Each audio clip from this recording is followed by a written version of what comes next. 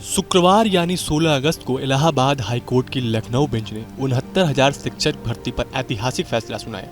इस फैसले के बाद इस मुद्दे पर राजनीति गर्म हो गया है। फैसला आने के बाद कांग्रेस सांसद और विपक्ष के नेता राहुल गांधी ने बीजेपी पर करारा हमला बोलते हुए शनिवार को अपने एक्स प्लेटफॉर्म पर कहा कि 69,000 सहायक शिक्षकों की भर्ती पर इलाहाबाद हाईकोर्ट का फैसला आरक्षण व्यवस्था के साथ खिलवाड़ करने वाली बीजेपी सरकार की साजिशों को करारा जवाब है।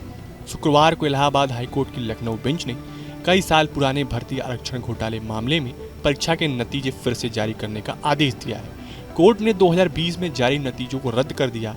कोर्ट के आदेश के बाद यूपी के बेसिक शिक्षा विभाग को 3 महीने के अंदर 69,000 सहायक शिक्षकों की भर्ती के लिए नए सिरे से नतीजे जारी करने होंगे। कोर्ट के फैसले के बाद बीजेपी पर निशाना साधते हुए राहुल गांधी ने ट्वीट किया कि 69,000 सहायक शिक्षकों की भर्ती पर इलाहाबाद हाईकोर्ट का फैसला आरक्षण व्यवस्था के साथ खिलवाड़ करने वाली भाजपा सरकार की साजिशों को करारा जवाब है।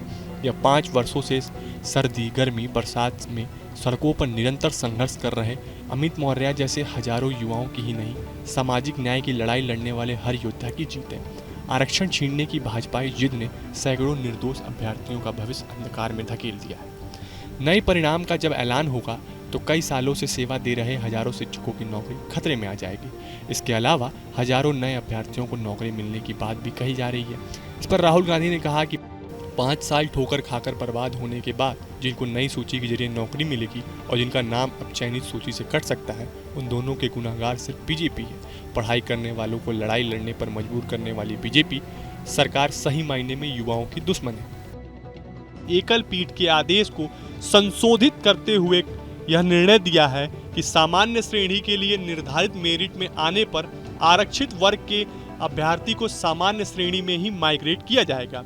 हाईकोर्ट के इस आदेश से यूपी सरकार को बड़ा झटका लगा है। हाईकोर्ट ने यह भी कहा है कि हमारे द्वारा दिए गए निर्देशों के अनुसार दिए जाने वाला ऊर्ध्वाधर आरक्षण का लाभ क्षैतिज आरक्षण को भी देना होगा।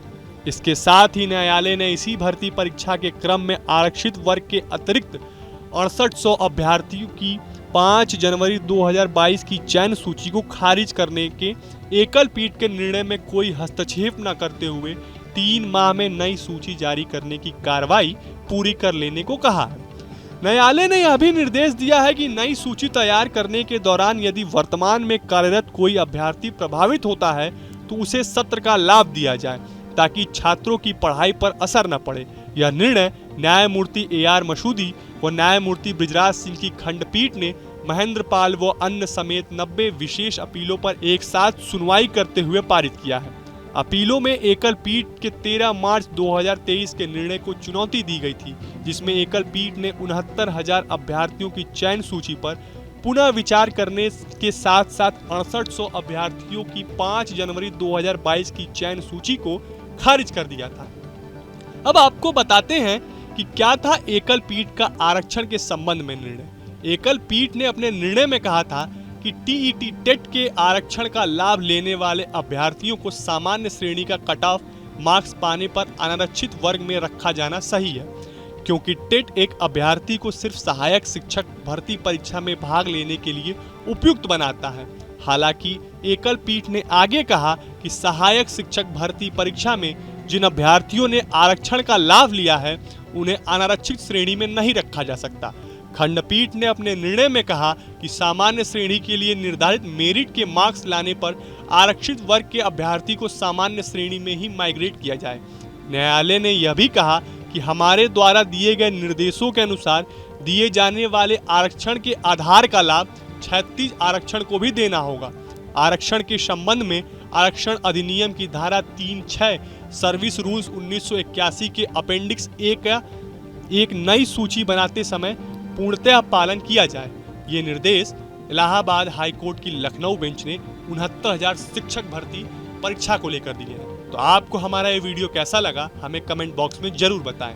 देश और दुनिया की तमाम और यूपी उत्तराखंड की हर छोटी बड़ी खबर के लिए न्यूज स्ट्रीट चैनल को सब्सक्राइब करना ना भूलें।